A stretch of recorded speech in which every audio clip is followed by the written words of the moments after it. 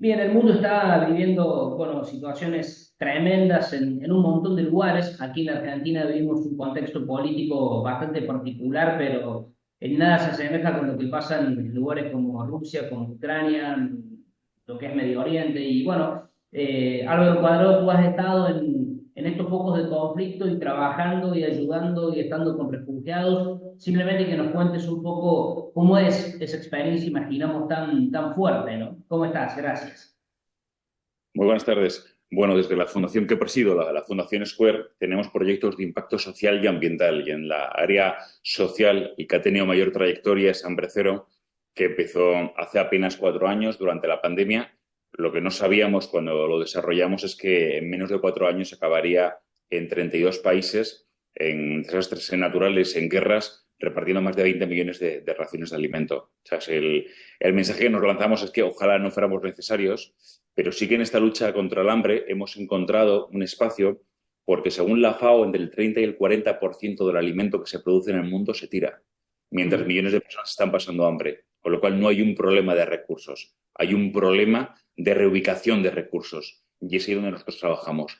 Con grandes donantes de alimentación, tenemos 150 donantes de alimentación y conseguimos ese alimento pues llevarlo a la gente más vulnerable. En algunos casos hay países que por su situación, como ahora, por ejemplo, estamos trabajando en una operación en Malawi y en Uganda, son países que per se ya tienen una situación de vulnerabilidad máxima. Pero en muchas situaciones de emergencia, como te digo, en desastres naturales, en terremotos, inundaciones, actuamos, intentamos llegar los primeros y lastimosamente también en guerras, ¿no? Quizás las guerras, creo que ya bueno, ahora vengo de que está la península de Sinaí con la situación de Gaza, volveré dentro de unos días con más ayuda humanitaria. Quizás la frustración de la guerra es que un desastre natural muchas veces no se puede evitar, pero la guerra sí es evitable, ¿no? Con lo cual nos sentimos que no dejamos de ser un parche necesario para la población que más lo necesita, pero frustrante porque se podía haber evitado esa guerra desde un principio, ¿no? Totalmente. En esto de guerras se ha cumplido el segundo aniversario o el inicio de los 3 años de la guerra entre Rusia y Ucrania, y creo que has estado en Kharkov y algunos otros lugares. Cuéntanos, ¿qué es eso? ¿Qué es estar ahí? ¿Qué es estar con refugiados, con gente que lo ha perdido todo? ¿Cómo lo percibes? Mucha gente me pregunta por la peligrosidad de estar en una situación en guerra, ¿no? De escuchar las alarmas antiaéreas, que efectivamente, sobre todo cuando las escuchas por primera vez, es un impacto emocional, o en situaciones como he estado en Siria, en Alepo, que no solo bajo el bombardeo, sino en situaciones que íbamos con fusiles de asalto por si nos atacaban. Honestamente, lo más duro no es la peligrosidad, lo más duro es ver la desgracia ajena y la sensación de que no puedes ayudar a todo el mundo. En el caso de Ucrania, el sexto día de invasión ya estábamos dentro del país. El último camión que hemos enviado, que seguiremos enviando, que es el 108, hemos mandado 108 camiones, lo enviamos el 6 de febrero, con lo cual intentamos llegar los primeros y irnos los últimos, pero y mira que he estado en conflictos, lo que uno no se prepara es para la desgracia humana y ver ese sufrimiento, ¿no? Y en el caso de Ucrania, tanta gente simultánea. Con lo Mm. cual, te digo, ya te confirmo que que las guerras suelen ser lo más duro a lo que me enfrento. En el caso de Ucrania, cuando entramos con las primeras 24 toneladas de ayuda humanitaria, pensábamos que la guerra duraría una semana y que sería una acción puntual, ayudar a la gente que pudiéramos. Lo que no sabíamos es eso, que estaríamos en más de 25 ciudades repartiendo ayuda y un valor de una ayuda de más de 7 millones de euros que hemos repartido en ayuda y en logística. Pero sí que me llevo grandes aprendizajes de cosas que he vivido y la resiliencia de la gente a la que ayudamos, ¿no? Porque muchas veces son ellos los que te animan a ti, ¿no? Y es una paradoja, no vas a ayudarles y son ellos los que te sostienen porque es complicado convivir con tanto dolor ajeno.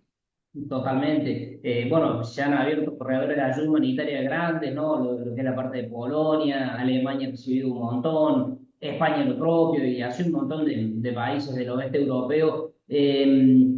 ¿Cómo ves a la gente cuando, no, cuando tiene más que una maleta y no sé si es que la tiene y del resto es nada, es tierra arrasada?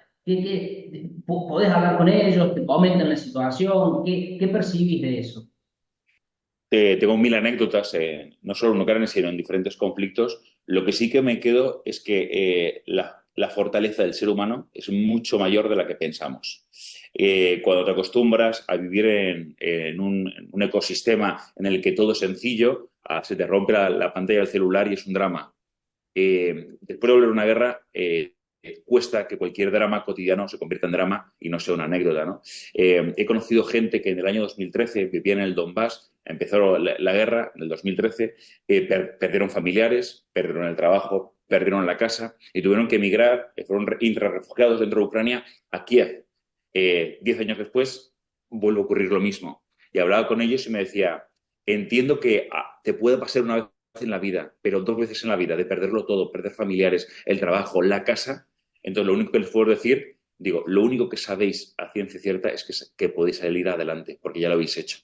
Otra persona que es la primera vez que lo vive, igual piensa que no puede seguir adelante, pero en vuestro caso demostráis que sí. Y me encuentro muchas personas que no tienen una red de seguridad, que en los terremotos de Indonesia, por ejemplo, en 2018, una mujer con la que estoy ayudando a desescombrar su casa, ella durante la noche, el lavabo está fuera de la vivienda, entonces salió por la noche al lavabo, hubo un temblor, un terremoto, cayó la casa, fallecieron sus nietos, su hijo y su nuera. Al día siguiente aparecí yo, y que estaba con un proyecto que se llama Moving Indonesia. Aquella mujer, lo normal, a mí, a ti, a cualquier persona, es entrar en una depresión de la que nadie nunca te vuelve a levantar por esa pérdida. Pero ella sabía que si entraba en esa depresión, la siguiente en morir era ella. Y no le quedaba otra que desescombrar su casa con los cachos que quedaban e intentar hacer un techo y buscar cómo poder alimentarse.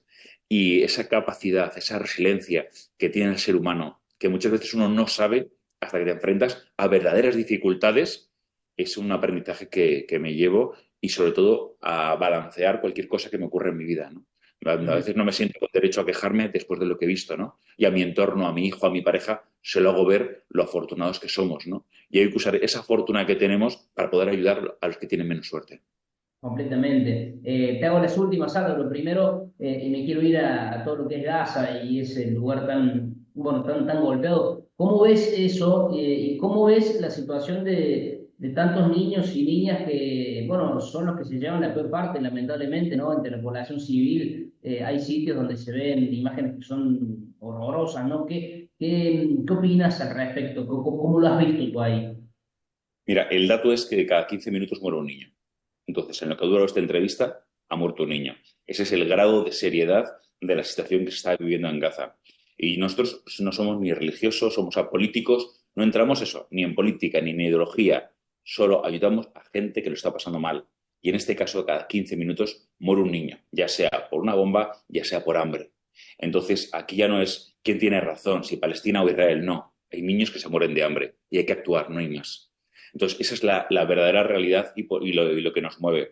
Y fíjate que Gaza posiblemente sea el lugar del mundo, uno de los lugares más complejos para poder ayudar, porque hay un bloqueo, cuesta meter la ayuda, geopolíticamente es un punto muy caliente, no te dejan entrar tu ayuda, pero eso no nos puede desanimar a seguir ayudando, porque sin bombardeo, solo con no dejarles entrar alimento, matarían a 2 millones de personas, como te digo, entre ellos niños que nunca votaron a nadie, que no tienen Ujú. culpa de nada. Y como en todas las guerras, al final lo que los pagan son los que no decidieron estar ahí, ¿no? Entonces Totalmente. yo creo que es importante que siempre estar del lado de los vulnerables y ayudar a la gente que más lo necesita. Ujú. Por último, y por curiosidad, vuelvo a Ucrania. Si como periodista quiero ser, no sé, corresponsal, digo, y me quiero acercar a la zona del Donbass, ¿puedo hacerlo? ¿Te frenan? ¿Cómo es un poco esa situación? La verdad es que como en cualquier conflicto, el panorama que te pueda describir puede cambiar en las siguientes 24 horas. O Ujú. sea, yo he estado en varios sitios en los que, de hecho, bueno, te voy a contar la anécdota, pero no el país, que yo tuve que entrar en este país fingiendo ser médico, porque no podía entrar como presidente de una fundación porque no querían que entrara. Entonces, fingí ser médico para poder entrar, y había bloqueo de telecomunicaciones, pero a los 5 días levantaron el bloqueo. Una semana antes sí podían entrar fundaciones, tienes que adaptarte. Entonces, nosotros hemos podido entrar. En el caso de Ucrania, ha sido más fácil poder ayudarles, más que en Siria, por ejemplo, en Alepo o ahora mismo en Gaza. Hay otros conflictos que son más complejos. En el caso de Ucrania, obviamente, habrá momentos en los que te paren. Si entras por la zona de Tulsa, por Rumanía, hacia Odessa, ese trayecto tienes 14, 15 controles militares. Entonces, ya a cada uno tendrás que dar explicaciones. Yo con los camiones de ayuda humanitaria me tengo que parar y convencer a los militares, aún teniendo salvoconducto. No va a ser fácil, ¿no? pero creo que informar es una necesidad porque solo cuando estás dentro te enteras de la verdadera, de la realidad, ¿no? Desde fuera hay mucha desinformación y es complicado, pero cuando ves la realidad desde dentro, y sí que hace falta reporteros de guerra, gente que cuenten verdaderas historias de lo que está ocurriendo y que señalen dónde están los verdaderos culpables.